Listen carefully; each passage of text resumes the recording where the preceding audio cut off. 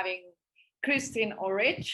She's going to talk about the intellectual property today. It's a sequence of different webinars that we are running since last January. Well, we invite you to hear to Christine. Please go ahead. Fantastic. Well, thank you, Taryn. And I really appreciate this opportunity to speak with especially women entrepreneurs. I'm an IP lawyer. I've been in this business for over 20 years, and I've really seen far too few women founders and women entrepreneurs and women investors. And so I really want to do my part to try to encourage all of you and do my best to give you some information that you can take with you to help you along your path. So my focus is on patent law and specifically computer science and advanced computer technology. But, you know, before I get into some of the talk about IP strategy, I guess I'd like to hear a little bit about what you're doing and where you are located and what brings you to the session today. Is that, can we do a little interactive? Okay. Who would like to go first? Flip a coin. How about ahead, Caroline? Oh, okay, or Lauren? I will. Okay. I'm Caroline Williams. I'm the founder of the Do Good Only company, and we're based in Rotterdam, the Netherlands. And I, among other things, we reskill people into data science and AI, and we offer them traineeships. And we support that by building prototypes and MVPs for female founders and social impact projects. And we also work on things like algorithms against labor market discrimination and stuff like that. And the biggest reason that I'm here today is because while we create intellectual property per se, and we create it with our community, and we are very transparent about how we create our algorithms, how we create our products, because our goal is not to become the next evil big tech, small tech becoming big tech. But I want to be sure, are there things that I need to be thinking about that will enable us to continue to operate this way with what we create so we can share with other communities and still enable us, our community, to get the recognition that they deserve for building the things that they're building. Good, very great. That's fantastic. And I feel like I'm seeing more and more of that sort of community-based IP thought process. And so there's some things we can talk about there. Super. Yes, thank you for joining.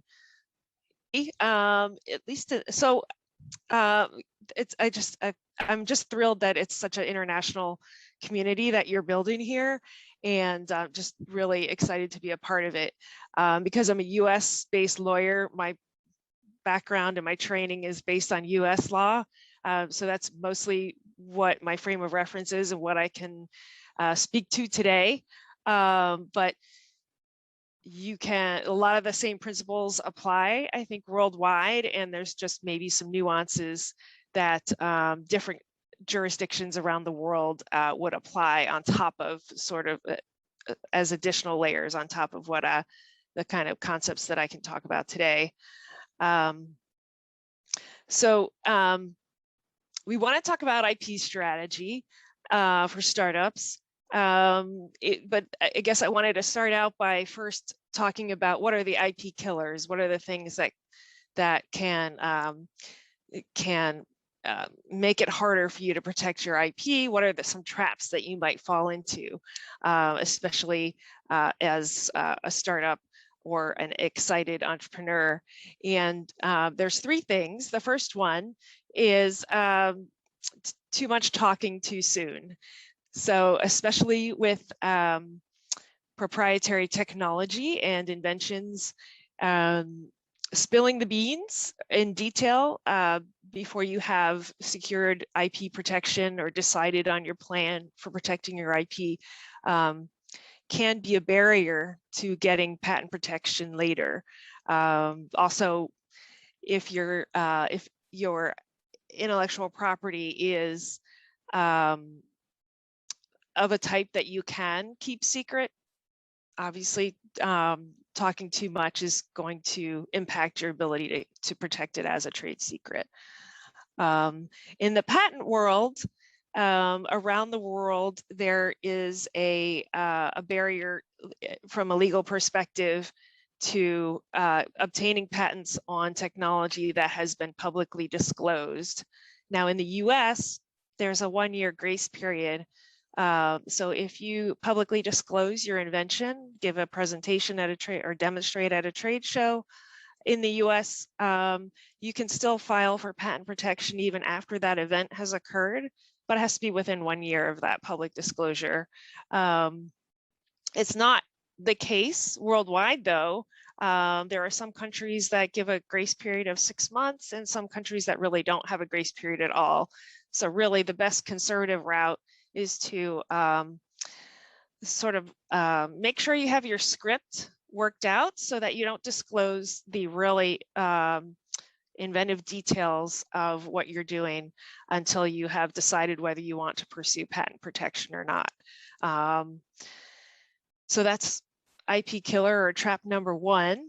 The second one is when you're building a team for your startup is having unclear roles. So if your team members, if it's unclear as to what their role is on the team in terms of whether they own their IP or the company owns the IP. In the US and in other countries too, it's it can be ambiguous as to who owns the IP in a employer in a relationship between a company and an individual, unless that ownership relationship is documented in writing. So it's always good to know who your team members are and what their relationship is to the company in terms of, are they obligated to transfer ownership of their IP to the company. That'll be one of the first questions that an investor will ask you is after they after they ask you about your IP, they're going to ask you whether you own it or not. And so it's always good to have those employer-employee agreements in place. Now, in the community-owned model, that gets a little, that's sort of a different issue, but in general, you want to make sure that the company understands what its position is in terms of who the creators are of the works that it's using. So if it's not an ownership relationship, does the company at least have permission to use the IP? The third IP trap or IP killer potentially is when you're using materials that someone else created, not paying enough attention to the fine print, or not sort of proceeding with your IP blinders on to say, we're going to use this because we want to move fast and break things, but know what you're breaking before you break it, I guess is the advice there. So when you're using materials that someone else created as a base to work off of, it's always good to understand what the third party is expecting from you in terms of obligations, if they're claiming IP rights, and what obligations they impose on their licensees. Any questions on that? All right. So next, what are the key components of an IP strategy or an IP plan? Really, there's three main components.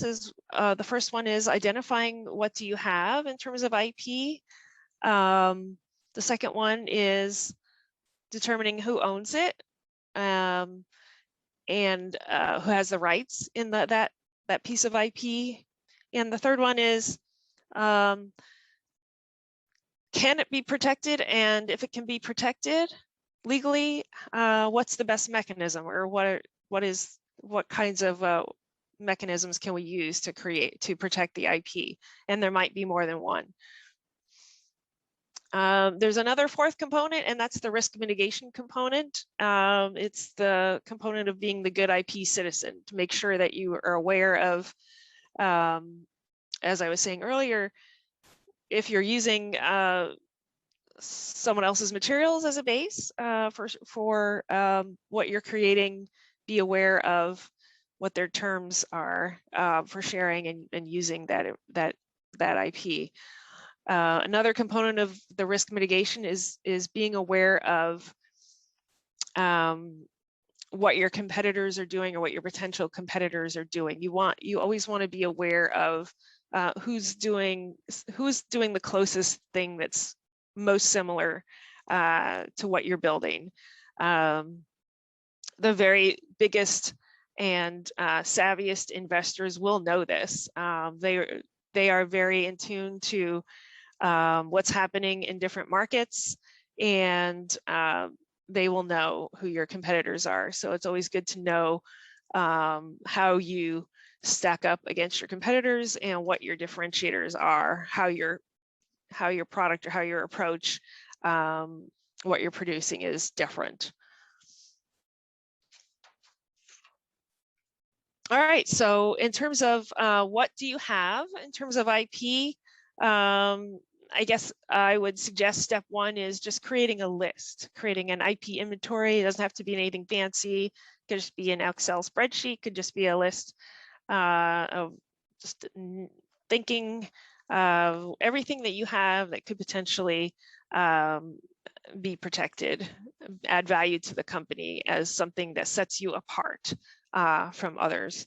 And some of those things include, first off, so every startup has a big idea, right? So you don't form a startup unless you have a big idea that you want to pursue. And so that big idea, I mean, it's IP. Can it be protected? Well, probably you have to add some detail to how you would execute on that big idea before it can be protected, at least by patents. But sure, that's IP. The next thing you probably come up with is a name and a logo and a domain name, maybe some designs. Those are all IP, can be protected. Content, website content, video, podcasts, that's all IP. Customer lists, target markets, standard operating procedures, frameworks, how you do things internally, your business processes, that's IP. That probably falls into the category more of confidential information or proprietary information or trade secrets. What else? Anything that you design, build, develop software, products, materials, machines, and even the design of your products, the shape, aesthetics, ornamental features, and of course processes, the way that you do things, or the way, in more particularly, the way in which a product operates. So for example, software is often protected as a process of how it operates a computer. So the different types of IP protection from a legal standpoint, as I kind of hinted at, I guess, include trademarks, trade secrets, copyrights, and patents. And so a good IP lawyer will help you align, once you have your list of what do you have, your inventory will help you align the different types of IP protection with what you have. And some of your pieces of IP can fall into multiple categories. For example, software can be protected by copyright and potentially by patents. Designs sometimes can be protected both by design patents or industrial designs in Europe, and also as using trademark law. And also, I mean, portions of your software could be protected as a trade secret. So you might, there might be parts of your product that you keep behind the curtain inside the black box as a trade secret, while other parts of the software are more customer facing or shareable as, you know, open source code. or protected by patents. How do you know when a patent versus a trade secret might be the appropriate type of protection? A patent is a good form of protection when you have at least a proof of concept of your product, and it's very hard to keep the key aspects of it secret. So if you have a product that is easy to reverse engineer, easy for someone to sort of play with and look at and figure out what you're doing, a patent is a good vehicle for protecting that IP, as opposed to trying to keep it secret, because if it's easy to figure out, it will be hard to keep as a trade secret. Can I interrupt you for a second and ask you a question related to that? But if you're holding the patent, you're still able to make it available for others to use. Absolutely. Because yes. that's for us our biggest wish, right? So the systems that we build, or the tools that we build in that space, we want others to be able to use them for good, right? And because from a scale perspective, but also from an impact perspective. So patent, you can allow others to use that accordingly. Absolutely. And I mean, I'm so glad you mentioned that, because that's something that I'm really passionate about. There's a lot of misconceptions about what a patent is and what a patent does. And I think around the world, especially in the US, with the whole patent troll situation that's over the last decade or so, a patent doesn't by itself give anyone a monopoly. It doesn't require anyone to sue anyone. A patent does give you control, however, and then you can decide how to use that patent, right? So what I like to say is patents don't sue people, people sue people, right? So a patent is a great way to articulate what your invention is in terms of a legal description. So it's similar in some ways to a real property description, because it describes what you own in language, using words, which instead of just a picture, it's language that people can look at and see, okay, this is actually how they're doing this. And this is what they're claiming is unique to them. And words are really the most precise way of communicating that uniqueness, right? You can have two products side by side, and just visualizing the differences sometimes is difficult, especially in software, for example. But from a legal perspective, to be able to define what it is that you're claiming is your differentiator using words, that's what a patent allows you to do. As you say, the patent gives you the right, but not the obligation, right, to enforce. So you can definitely come up with some open licensing terms. You can also, there are specific, if you're in the software industry, which sounds like you are, there's different types of open source licenses that you can use to license your software under, which make it very clear that your intention is not to sue people. There's one example. There's sort of a continuum of different types of open source licenses, from permissive to what's called like viral is one term that's used, non-permissive, copyleft is another term. So the GPL, it's the GNU public license, Those types of software licenses trigger they require a patent license.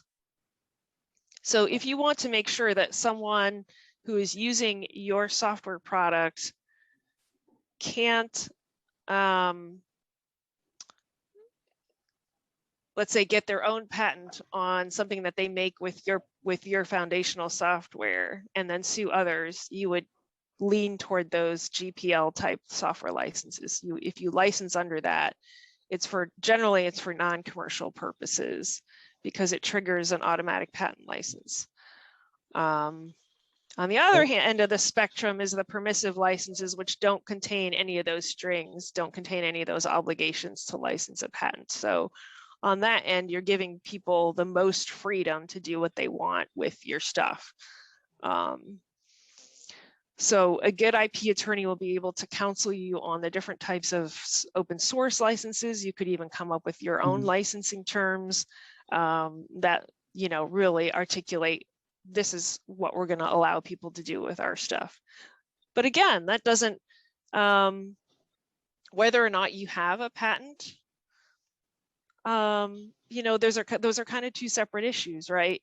You can have a patent and you can say, we're going to license this for these types of uses. If you go outside this scope of this use, if you sell product, if you compete with us, if you do other things, then that's not what we permit.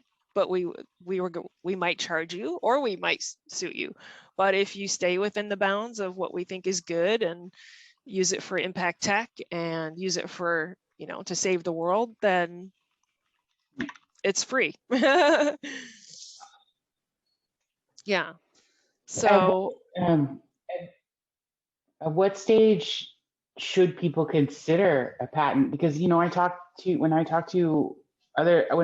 female founders who are coming to us to get a prototype, right, to turn their idea from a PDF or a keynote into moving code, and we don't retain the IP because it gives everything to them because it's their MVP and it's to get them further to the next stage. But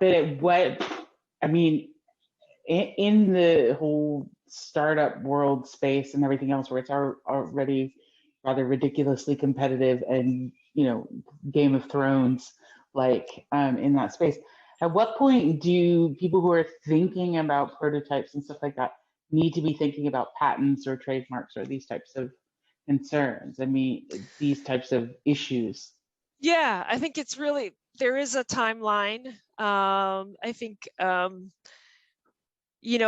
there are, and a lot of it depends on budget that you have for IP protection. Patents tends to require the biggest investment in terms of financial contributions. Let's start out. From formation. Let's say.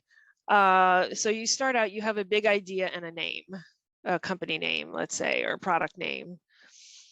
And you might have some web content. So you can protect your name using trademark. You can claim trademark rights in your name, in your product name, in your brand, in your logo, right off the bat, just by putting the TM symbol next to the name. That puts other people on notice that you're claiming trademark rights, and you can do that without filing a registration, without spending any money to register the trademark. You can use the TM symbol. The difference between the TM symbol for trademark and the R symbol is the R symbol is only used when you have an approved registration. Why do you need a registration? You need a registration if you want to enforce your rights. So that can come much later, right? So you can start claiming trademark rights as soon as you start using the mark. And the same thing with copyright. The C symbol, C in a circle, copyright notice, you can start putting that on your materials right away. It doesn't require registration, doesn't require a lawyer to do. Just, to put your copyright notice on there, the C in the circle, the name of the author or the company that's claiming the trademark rights that owns, that owns the copyrights, and the year of creation or the year of publication. You can do that right away. It doesn't need a registration, but you do need a registration if you want to enforce those rights. So those are things you can do right away, low cost. From a patent perspective, the way the law is now, it's much harder to protect an idea than it used to be. And so it really makes sense to wait until you have at least a proof of concept or a prototype. Because a patent is going to protect something that's useful. So you have to be able to describe not just what you're doing, but how it's made, how it works, how someone could use it. So in order to do that with some detail, you really need to have a prototype or a working model or at least a proof of concept. So when you have a proof of concept, I would say what I like to advise startups to do is to back up, if possible, at least a month before your target first public disclosure target date. So if you have a date on your calendar that you're planning to make your first presentation, your first demo of your product or your proof of concept, back up at least a month, and that's when you start talking to your patent lawyer. Preferably a little bit more time, but you're moving fast and you're going to be working up until that date, right? Now, in different jurisdictions, there's different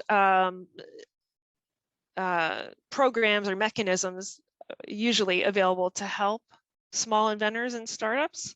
So in the US, there are a few different opportunities for startups to kind of save money on patenting costs. Same in Europe and same in, let's say Japan also has some very good programs for small inventors in terms of reducing fees. So in the US, there's a small entity discount of 50% on the patent filing fees. And Japan and other countries have similar types of discounts on the fees. But that's only on the patent office filing fees. Usually with patents, the biggest expense is the attorney fees to write up the patent. And that can be $10,000 to $15,000 in US dollars to prepare a patent application, prepare and file a patent application. One option that the US has that I think, as far as I know, is pretty unique around the world is this thing called the provisional patent application. And so a provisional patent application doesn't have to be as formal in terms of format as a regular, we call it non-provisional patent application. It's something that you can put on file to claim to establish a date of invention. So it gives you your date of invention for everything that you describe in that provisional filing. It still has to meet the requirements, legal requirements for everything that you need to describe in a patent application, but it doesn't have to be in the, doesn't have to meet all the formatting, special formatting requirements. So for example, if you have design documents, if you have slide decks, if you have white papers, even things like that, you can put those together, and in a pinch, if you're on a limited budget and a short time, if you're right up against a date where you're going to publish, or you're going to disclose, you're going to present your device, you can get in the US a filing date by putting all that material into a provisional patent application filing. Now, what that does is it gives you the date of invention, and it's good for 1 year. So within 1 year, you have to file a regular non-provisional patent application. So so that gives you a year to raise funds and get the money that you would need to retain a patent lawyer to draft the formal patent application. But that is an option as well, especially if you know, you have technology that, as I was saying before, is easy to figure out, sort of the nuts and bolts of it, and you're going to be disclosing it publicly, and that, so you want to get your date of invention before you publicly disclose. And through the Paris Convention, other countries will recognize the date of filing of that provisional patent application later on. So for example, if you want to file a European patent application, you can claim the benefit of that earlier filing date in that provisional, which establishes your date versus other potential patent filers.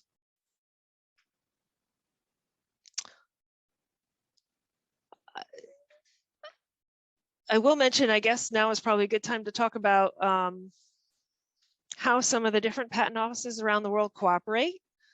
There is something called a patent cooperation treaty patent application, which is a type of patent application that you can file internationally at first. So it's sort of a common filing that you file at the World Intellectual Property Organization Patent Office. And then within 30 or 31 months, then you make the decision to which countries you actually want to pursue patent protection in after that. So there's some cooperation through that mechanism. Another mechanism is what's called the patent prosecution highway. And so there's different flavors of it, but in general, the patent prosecution highway is a mechanism by which different patent offices around the world cooperate. So that if, for example, you file in the Netherlands first, you file a patent application there. Let's say the Netherlands grants a patent. If they are a member of the patent prosecution highway in cooperation with, say, the United States or France or some other country, then that other, and you want to pursue patent protection in that other country, those two will, through that patent prosecution highway agreement, that approval in the Netherlands will be given credit in that other country. So it's a way to sort of speed up getting patents around the world. So once you have an allowance in one country, you can, it makes it easier to get all patents in other countries.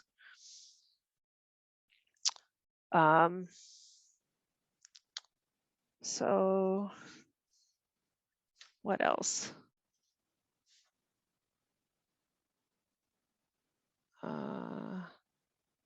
Yeah, we talked about markings, we talked about provisional filings, we talked about knowing the source and license terms of third-party materials, and that's the same thing. So like you'll see lots of different flavors of licenses that different creators use to license their content. And some are more restrictive than others, so it's always good to know what license,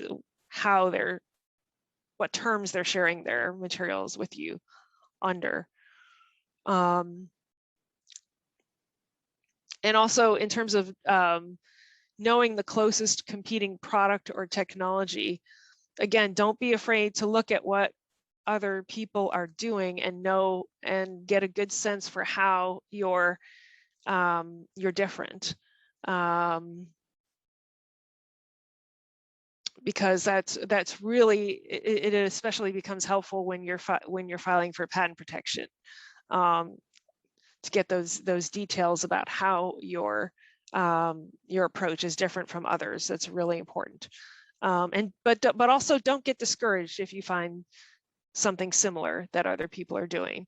I mean, look at all the players in the video meeting space right now. There's tons of them, and no one's discouraged because there's someone else already, you know, because Zoom might have been first to market, or because they, you know, Teams is there, you know, so many other products. So don't get discouraged if you find someone else that's doing something similar, but use it as a springboard to figure out how to make your product better. I guess that's really all I had outlined, but if you have other specific questions, we can talk about it. I guess also, I guess another thing I would mention is in trademark law, there's through the Madrid Protocol, there's cooperation, international cooperation on harmonization on some of the legal requirements for trademark registrations as well.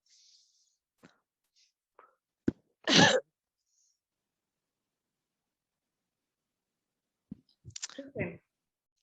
I do have a question. You were talking before that investors, when they're talking to when they want to invest into a company, they are asking who is the owner of the IP, and you mentioned that they also want to know the employees if they are owners of the IP or not.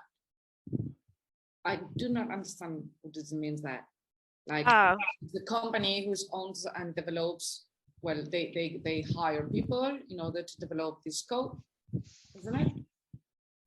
But it's the company who's paying a salary to for the knowledge of these people to develop the software. So why, I didn't understand very well. Yeah. Okay. There's some wrinkles in the law, at least in the U.S. That if your agreement with your employees doesn't specifically state that they are by being hired and by, you know, agreeing to the terms of employment, they are also agreeing to assign and transfer their IP rights to the company. That has to be in writing. It has to be in an employee agreement. Okay, so yes. In legal terms, it's very important that we include that once that we hire someone in the US. Yeah, and there are different nuances in Europe, and sometimes I think in Europe there are some restrictions on how forceful that language can be in Europe, but in the US it has to be very clear that the employee in writing is agreeing to transfer their IP rights to the company. And that's what the investors are going to look for, is to make sure that you've established that clear IP transfer relationship from the employees to the employer. Okay. Yeah. I do have more questions, but if someone wants to go ahead. Caroline. My other question would be around, in terms of what are some of the, if you've got 3 tips for working with others, like, for example, we're getting ready to build a platform that will help align multiple social enterprises together to combat youth unemployment. The end customer will be, the various municipalities and government organizations that are trying to solve that. The parties that are involved in the shaping of the platform and providing the employment are not the technical party. And we're the technical and development party, and also providing a shade of employment. So in that aspect, nobody's interested in maintaining the platform. Like, nobody wants the burden of the platform long term.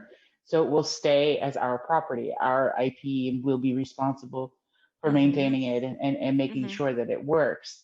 But there is, in something like that, which is being developed via the input of multiple parties, for example, is there a specific IP, because like, is there a specific IP consideration I need to take into place? Like, again, like IP transfer rights and things like that, because we're building it, they'll be able to use it, but we'll also be shaping what we're building based on their needs and input.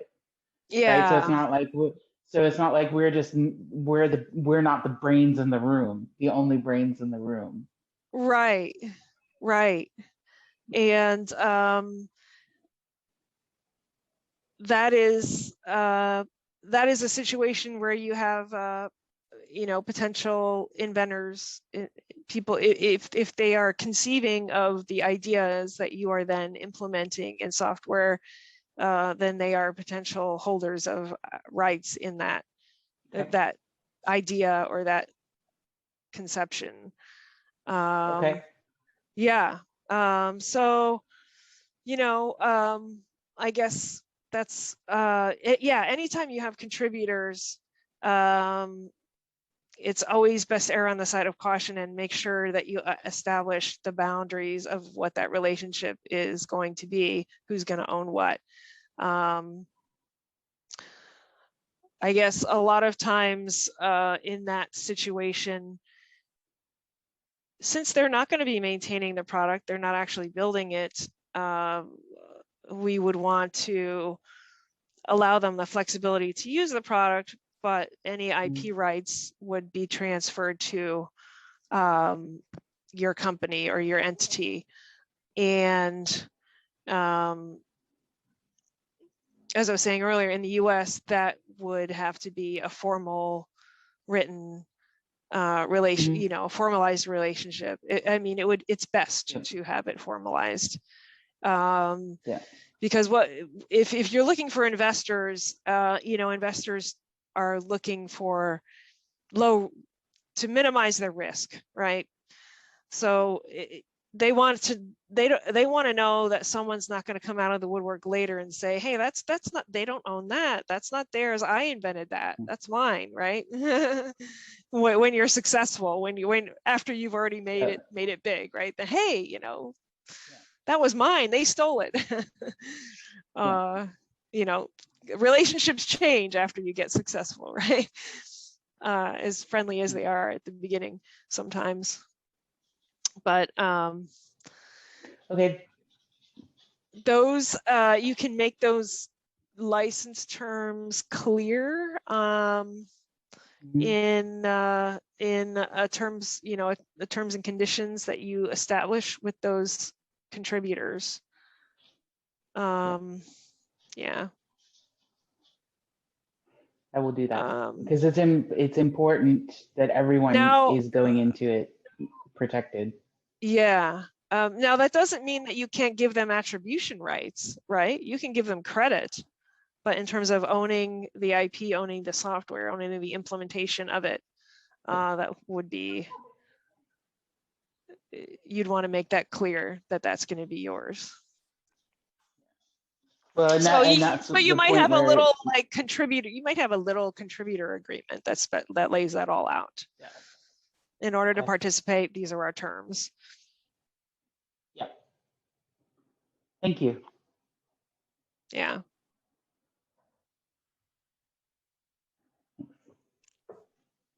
Cool. It sounds really exciting. Christine, it's one of those things. Yeah. Sure. So go ahead, Caroline.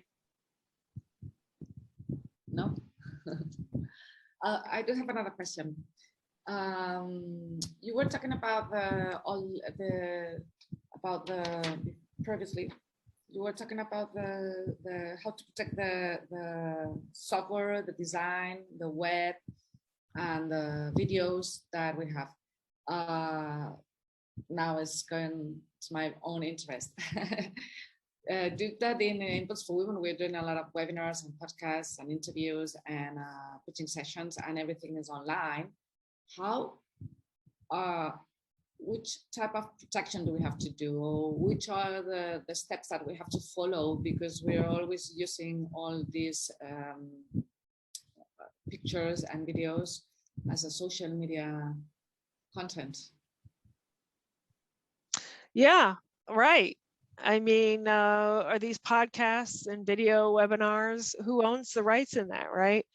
I mean, you guys are recording it. It's your program, as part of your program. I would say there's potential for ambiguity there, right? Someone might say that they want to restrict the way that you use the video, but on the other hand, they're agreeing to do the video for you or participate in it. I think it's always best to lay out the terms, you know, just in advance. That most I think what's sort of becomes somewhat standard is say have a little blurb that says, you know, when you ask someone to participate in a webinar, is that you know, you just say you understand that we have the rights, we own the rights in this anything that we produce, and we have the right to post it on any social media platform. You know, just make it give yourself maximum flexibility, put that in writing, and then if they come back and want to negotiate, then that's something you can decide whether to push back on or to agree to more limited terms. But I think nowadays most people recognize that if they're going to participate in a webinar, they know that it's going to be distributed. But it's better, as a lawyer, it's always better to err on the side of caution and make it clear to people how you plan to use the material that they contribute to.